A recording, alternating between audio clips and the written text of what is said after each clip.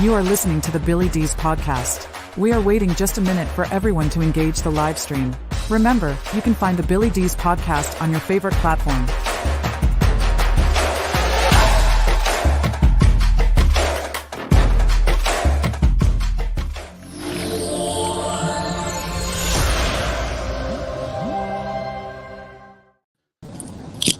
All right. Well, hello, everyone.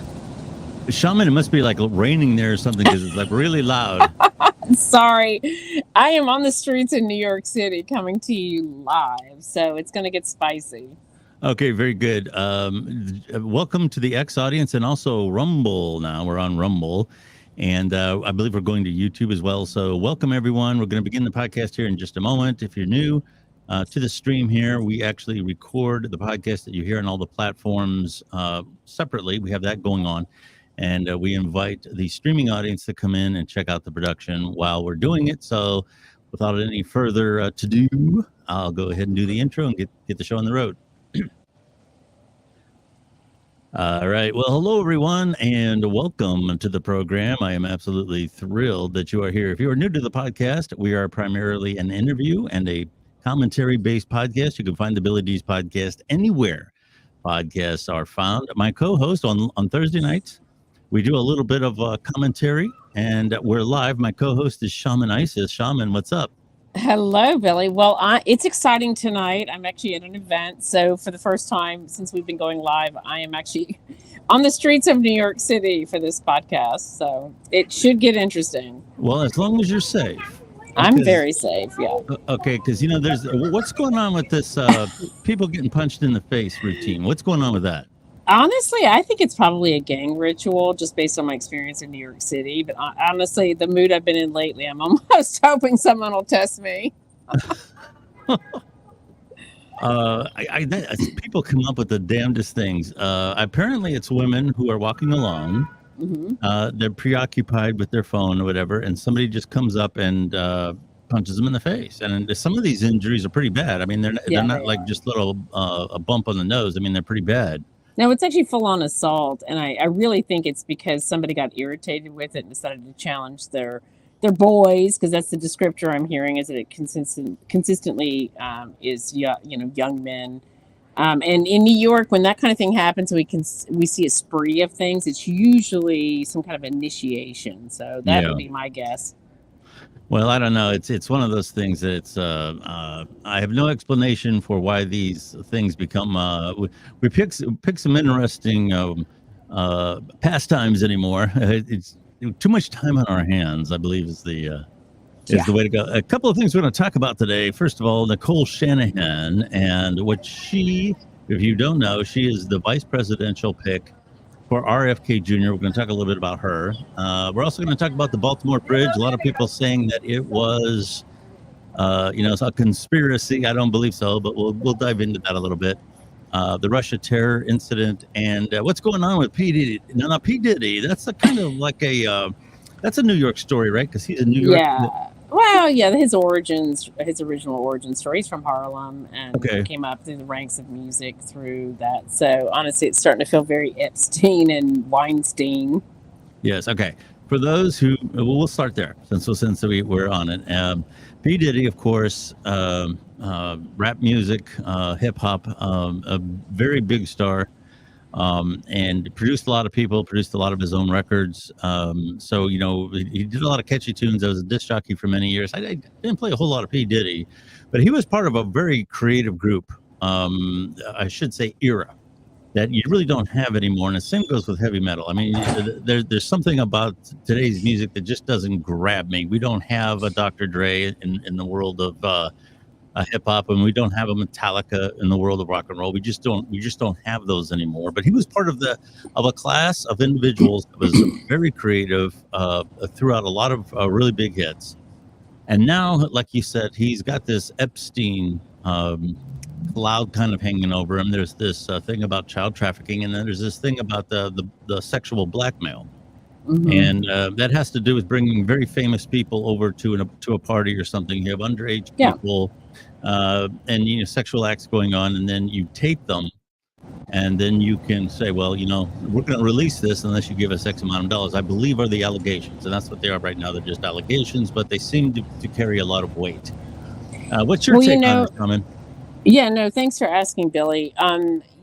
I grew up at the same time, if you will, in New York City as a publicist and marketing person, and I was repeatedly warned not only about Harvey Weinstein. I intuitively knew Jeffrey Epstein. There was something wrong there, but in the case of Sean Combs, I was repeatedly warned about the white parties and to not drink anything and to be really careful because you might end up, on video or something like that. Like it was not a mystery, and it kind of irritates me where there's almost supposed to be this expected surprise from everybody when there's been rumors for a really long time that some strange things were going on. I'm not accusing him of anything. The fact is, I actually, one of the, getting him in a pair of eyewear that I did on the cover of Vogue is one of the huge moments that helped me in my career. So I have no resentments against him, but there were a lot of rumors. And so when we hear rumors for years on end, it's weird to see, the government catching up to it and society finally catching up to it and having a conversation about it. So it should prove interesting. I'm gonna come back to what everybody was saying in just a moment because I got my own story about that.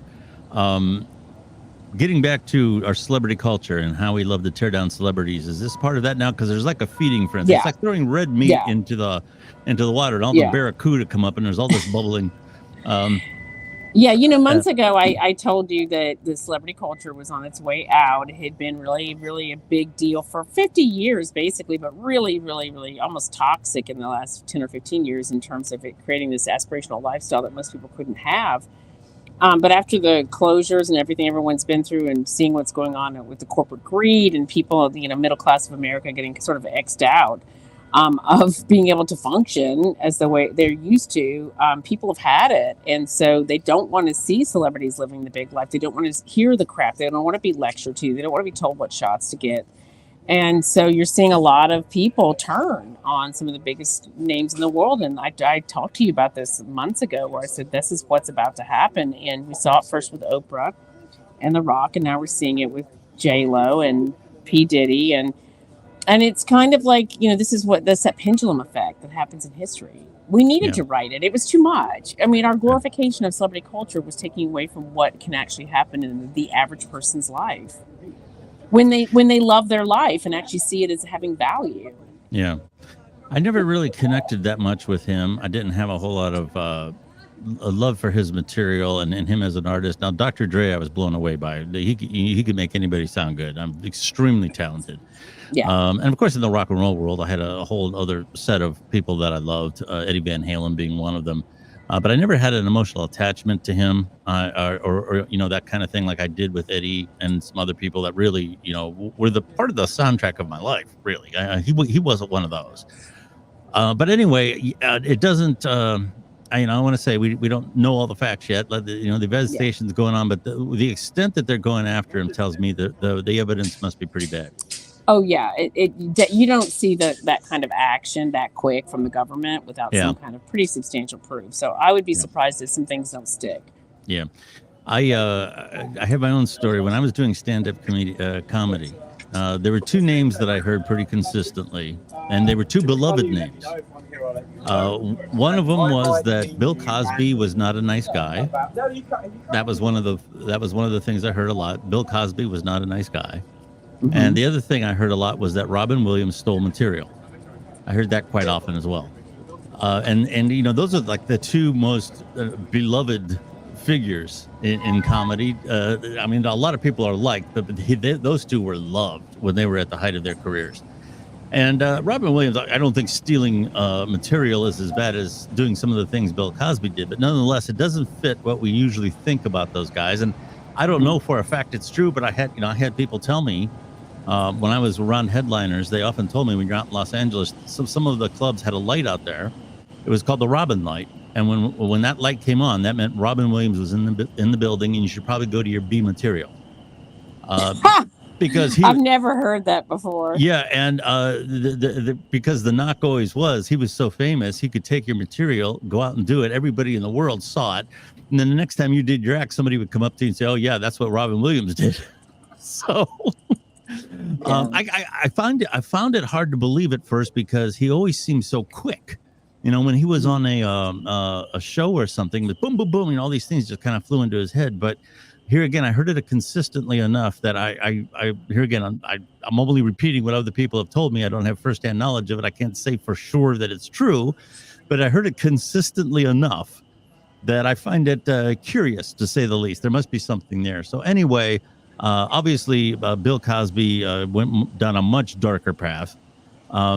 Yeah. And I never found him hilarious either. But He wasn't. And frankly, he was another one. I mean, it's like pretty iconic that you can marker people who are talked about for years. He was talked about for years before anything actually got brought into the media. You're right. And that's how Weinstein was able to get away with murder. That's how Epstein was able to get away with murder. And it's kind of frustrating as a female, because most of these people's victims were female, and to know that a lot of people can know something, like in the case of P. Diddy, a lot of people knew something was off and they didn't say anything. And I think that's going to end up coming back to bite a lot of famous people in the ass. Yeah. All right. Well, for anybody that was a victim of that, that's what we forget in all this hocus pocus. It can be a traumatic event that'll last a lifetime. So it's pretty serious allegations, and we hope justice prevails, regardless what the facts are. When they come out, let's hope the right thing is done. Nicole Shanahan is Robert F. Kennedy Jr.'s pick to run as vice president. And here's my take on it. I said from the very beginning that your vice presidential pick is something that should do no harm. And when she definitely does no harm. She does no harm. Aaron Rodgers and all these other people, I feel, Jesse Ventura. I know everybody's going to get mad and start spouting off his resume. It doesn't matter. The point is that RFKjr, from a branding standpoint, if I'm here again, from a marketing standpoint, it has a fringe feel to him, and he's working to change that, but he has a fringe feel to it. So the last thing you want to do is pick a cartoon character to run as the vice president, and whether Jesse Ventura or Aaron Rodgers deserve it or not, they are both viewed as controversial figures and people who don't know how to keep their mouth shut. So I'm glad he didn't go that route, and I don't think that here again that a vice presidential pick, you'll get a bump at first in the polls, but it really doesn't carry you when you start getting into convention season and the candidates are formally put in place and all that. It's always going to be the top people that get all the attention. But anyway, she does no harm as far as I am concerned. Certainly doesn't do any harm to Robert F. Kennedy. People are still investigating what she's all about. She's a Silicon Valley attorney and an entrepreneur, from what I understand, extremely wealthy. And she's 38 years old, very obviously got youth on her side. From the tech world, and she backed Kennedy while he was still running in the Democratic Party. So a lot of people feel that this is not a surprise. So he doesn't hurt her. She doesn't hurt him at all, in my opinion. I think this was a pretty safe. This isn't a shocking. Oh my God! How could he have picked her? I don't believe that. It's a very safe bet, and frankly, it's almost vanilla in its blandness. And I'm not trying to insult her, but it's like it's almost like a non-story. Yeah, I agree. Respectability, if you will. Yeah, and I think that was the right thing to do. Being here again from a marketing standpoint, if you can't hit a home run with your vice president, if the best you can do is do no harm, then take a safe bet. You don't want to take a high risk, low reward scenario, which is what that is. No matter how. Yeah, and he's interesting enough on his own. He doesn't need some celebrity chasing, fame chasing VP candidate. Exactly. Now, people have been commenting about how this is going to affect the general election if, in fact, he gets on the ballot in all the states. He's doing his best. I think he's on a good path to do that. Getting a vice presidential candidate was a requirement to get on some of the states that he was trying to get on. So that box is checked. With that being said, I kind of wanted him to go center right on his pick, but he went center left, which would, I guess, impact Biden a little more because obviously they share a lot of the same values, both socially, economically, and everything. So I'm hearing that the Democrats are a little worried. because it They should seemed, be. They yeah, should be worried. And I think what he did was he went with his base, the base that he had before he chose to go independent, if you will. And he's figuring anybody who's going to come over from Trump's camp is going to come over regardless of whatever, because they feel like they don't have a choice. So I think it was actually a smart choice. yeah. Trump's and the Republicans seem to be pretty happy with this because the perception is that he'll do less harm to them. I don't count on it yet. I would say to Trump, be very careful about assuming anything. Yeah, and especially with his mouth. Now, he steps in it every few weeks. He's his own worst enemy. Even his most, I'll say, reasonable supporters, because the diehards, people who are in the cult, they're going to say Trump can do no wrong. But most of the people I know that support Trump are pretty realistic, and they all say that he's his own worst enemy. He just doesn't know when to shut up. He doesn't know when to shut up. His mouth is his worst enemy. Exactly. I have not heard anything about him so far in regard to his vice presidential pick. I can tell you if he gets Tulsi Gabbard, I think he's going to be hard to beat. Yeah, he will be hard to beat. I'd be surprised, honestly, just my intuition. I would be surprised if she would incinerate her career like that, because it's really hard to be that close to that fire and not get burned. I really wanted her with RFK. I think that would have been I think that would have been that would have been badass. But I think they chose the closest possible option. Yeah, I'm not sure she seemed like, with all the speeches down at Mar-a-Lago and everything else, it seems like she was really courting that Trump thing, which has fueled the rumors that that's who it's going to be. But we don't know. I have not heard anything yet. She could have just been playing smart. Yes. Okay. The Baltimore Bridge. I don't know how well you can hear this clip. I'm going to put the clip is only 15 seconds long. Yeah. But here again, unless you've been living under a rock, this giant freighter, this cargo ship, hit the Francis Scott Key Bridge in Baltimore and collapsed. There were fatalities involved. The police, at the very least, got the warnings, and they stopped as much traffic as they could at 1 o'clock in the morning from going over the bridge. So they saved a lot of lives, but there were workers on there, and they're still, searching for their bodies. They have found a couple, but obviously, anytime you have a major disaster anymore, the conspiracy theory is coming out. And I'm going to play this clip from Lara Logan, who I like. I like Lara Logan. I think her voice needs to be heard. She has intimated that this might have been some sort of a cyber attack, which affected the navigation of the ship. So I'm going to go ahead and play that clip. It's only 15 seconds long. 100%. Yes. They are saying that this is a cyber attack. You didn't have a terrorist group board the ship and commandeer it and take it over. You had somebody hack into the systems on board the ship, the GPS system, and reroute that ship. Okay, she's saying that she has sources that say that the navigation was hit on that ship. I'll tell you, Billy, my intuition tells me something is off. It does seem odd. Yeah. The way it turns at the last possible moment to hit it's getting cold out. It's to hit one of the weakest points of the bridge is really strange. Yes. I would agree that it's strange. I am not ready to go the conspiracy route yet. Yeah. A lot of people say, well, they dropped anchor. But the thing is, though, this cargo ship, if you haven't seen pictures of it, had these massive containers. And most of these containers are about the size of a trailer of a semi-truck. And there was just row after row after row. I mean, I can't even begin to tell you how many tons this thing must have weighed. And an anchor is good when you're stopped and you drop the anchor. It's good at keeping you there because there's so much weight involved. A lot of any type of current or anything, whether you're out in the ocean or whatever, is not going to move you that easily. Conversely, if you're moving, even if you're only going knots is used in boats, but let's say the equivalent of 10, 15 miles an hour, when you have that much inertia, okay, an anchor is not going to stop you if you drop it.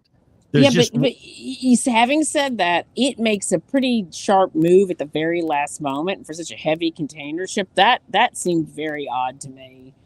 I don't know. The real time footage looks slow. Of course, you got to keep in mind it's fast for a ship. As apparently it was going as fast as you need to be going, or you're allowed to be going in that harbor. Because here again, the inertia that's involved with something like that is just incredible. I mean, it can be going 5 miles an hour and take who knows how long to stop. Well, here's the other thing too. That's not a drawbridge. So No. I don't understand why the hell a ship that big was even allowed to get that close to a bridge. They're not supposed to. Exactly. And how did the warning bells not go off early? I know it was the middle of the night, but like, how did we not know and be able to do something in a time? It just doesn't make sense. A lot of people have mentioned too about the bridge was outdated in terms of it. It does, I guess, like the Golden Gate Bridge and everything. If what I'm told is correct, they have huge concrete pylons where the support structures are, to protect the support of the bridge. And of course, I hear again the conspiracies that there were bombs going off as the thing was dropping because there were sparks and flames emanating from different parts of the bridge as it was breaking apart. The reason for that is there was power lines in there, and that's what people were seeing. So I'm not willing to go the sabotage route yet, but of course they're investigating. They definitely need to look into that. My intuition's been going, something is off about the whole thing. And on top of it, if my understanding is correct, and this could be rumor, wasn't the CEO of the company that owned that ship, or someone very high up, the same woman who drove her car backwards into the water, who was married to Mitch McConnell, or no, the sister-in-law of Mitch McConnell. Like it just, the level of weirdness gets really weird. Yeah, I don't know if that's true or not, but I can tell you here again, coincidences aside, unless something really dramatic comes out of this, it seems like this a ship who had problems before. The ship has had problems before, and it's not that old. I mean, it's not a 20-30-year-old ship. Yeah. So it's had problems before with different parts of it, how it steers and so on and so forth. So the idea that it lost power and something happened, I'm pretty good with how planes work. I'm not really good about large ships, about where their energy comes from. Like, for example, the that runs the rudder and everything. If it's like a plane, if the plane loses its engine, it loses a lot of other controls. So they have backups for that. But I don't know about a ship. I don't know how much of the ship's navigation and electrical system and all that was dependent on the engine. I don't know. But I think statistically, when you think about a ship like that being capable, one of the few things on the planet that could actually take a bridge like that out, hitting it at the weakest possible point in a strange last-minute maneuver, getting that close to it when it shouldn't even be allowed to get near it because it can't even go under it. The whole thing's just suspect. Apparently, there were calls for a tugboat.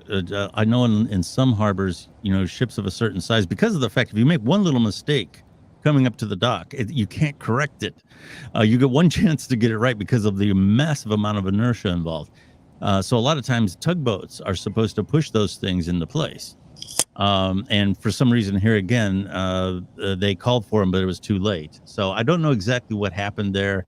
Obviously, fatalities involved, so that makes it very much a tragedy. I always hate to hear that. But we're hoping that this was something that... what scares me about it being something that could have been orchestrated is what's next. For those of us who are old enough to remember 9/11, the news just kept coming. There was the first tower, then the second tower, then the Pentagon. So anytime I hear about something like this happening and they think it might be something, involving terrorists or something else, the first thought of your mind is what's next. Yeah. So I am, for that reason, obviously an accident is still very tragic. Obviously, my heart really goes out to anybody that was out there working in the middle of the night and ended up losing their life. But that would make it an isolated incident. I did not know it was going to take so long to clean up. They say it could be a better part of a year before they get all that steel out of there, which is wow. So anyway, that kind of leads us into, speaking of terrorism, we'll round off tonight with the Russia terrorists. The guys that did the shooting there in the hall, they killed an enormous amount of people, 100, 150, something like that. Horrible scenario. And this is something you don't hear about happening in Russia too often. Now here's, I will say this, the guys that they've had on TV, if you don't know, I'm not going to show the video. These guys were badly beaten. And I don't just don't mean roughed up. Apparently they shot one with a stun gun in his private area. The other one, they cut off his ear and made him eat it, put it in his mouth. And I know this sounds horrible, but I'm getting to the point now where, if these guys would have been in the United States, they would have all kinds of rights. I would be hearing about how they were roughed up, how they got their head banged when they got put in the police car. They didn't get to call somebody, and after a certain amount of time, it was just all this when bullshit. you coldly and repeatedly take people's lives, human beings' lives, I think the best thing that can happen for you is to be put down. And I realize how cold that sounds, but I'm not sure you can do a whole lot with somebody who's capable of coldly and repeatedly destroying lives. Yes, and the amount of carnage that these guys caused was tremendous. And here again, Russians aren't like Americans. They weren't all broken up about these guys' rights. Nobody was crying over these guys' rights. But anyway, that aside, I do find that story a little fishy, and I'll tell you why. These guys, these terrorists, did not seem like jihadists to me.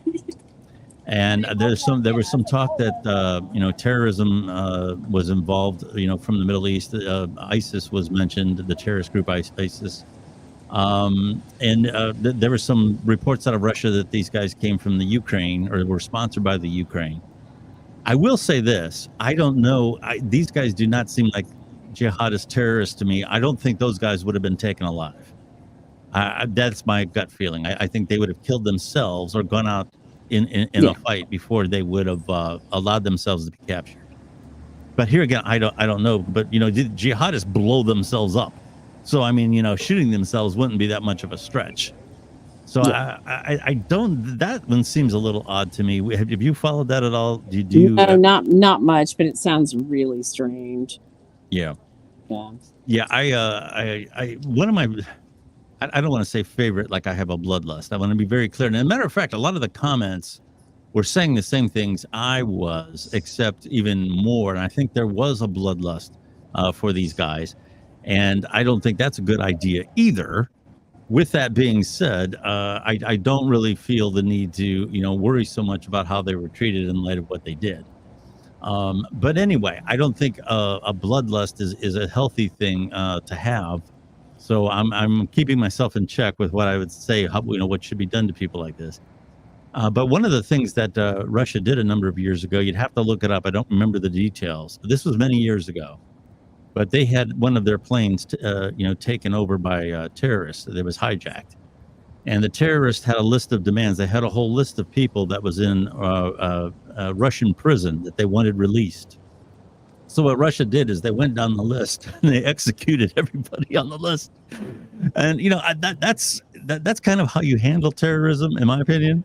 And I that's one of the reasons why you don't hear Russia too often, anyway, being the victims of terrorists, because they just don't mess around.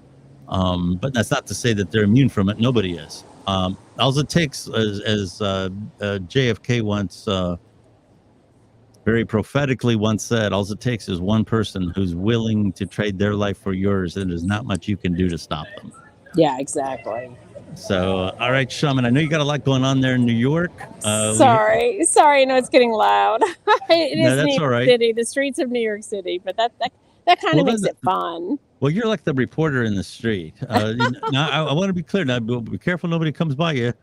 Be sure to get the camera on them if you do, because we want to make sure we can identify them. I don't want anybody taking a swing at you out there. Oh, don't worry. I know you're tough. I wouldn't want to tangle with you. I wouldn't want to tangle with you at all. Hey, while we got a few minutes left, go ahead and tell everybody where they can find you and what you got going on. What are you doing there in New York? Oh my gosh. You know what? Next Thursday night, I'm hosting an event called Soundbites to Solutions to take important issues that are challenging humanity from sound bites, which we hear so much about and keep us in fear, to solutions, which is where we need to get. So I'm very excited about that. It's sponsored by Fair Safe Films, and it's at Anthology Film Archive. So I'm jacked about that. If people want to learn more about the work that I do or follow me on social media, you can check out Shamanisis.com. There's links to all my social media, and you can find me on X at Shamanisis. Thanks, Billy. Oh, you're very welcome. You can find the Billy Dees podcast anywhere podcasts are found. We're on all the platforms. Check us out. I have a new author interview coming out the day after, the Tuesday after Easter. We're going to wait a little bit for the Easter holiday to die down. Was contacted by a publisher, HO Press. Do check out humoroutcast.com when you get a chance. The place to take a humor break. New posts pretty much every day. And it's mostly political, societal type things. Humoroutcast.com. For them, I will be doing the author interview coming up this coming Tuesday. So do check us out. Be sure to subscribe. All my stuff is free. You can follow me on social media for free. Subscribe to the podcast for free. The money comes from elsewhere, not from our listeners. So be sure to follow us and get all kinds of great content. Shaman, thank you very much for hanging out today. Yes, thanks, Belly. Enjoy yourself there in New York. And as far as everybody else goes, thank you for listening. Thank you so much for listening. And we will talk to you again next week. Bye. Thank you for listening to the Billy Dees podcast. Follow Billy Dees on X, formerly known as Twitter, for updates about the program.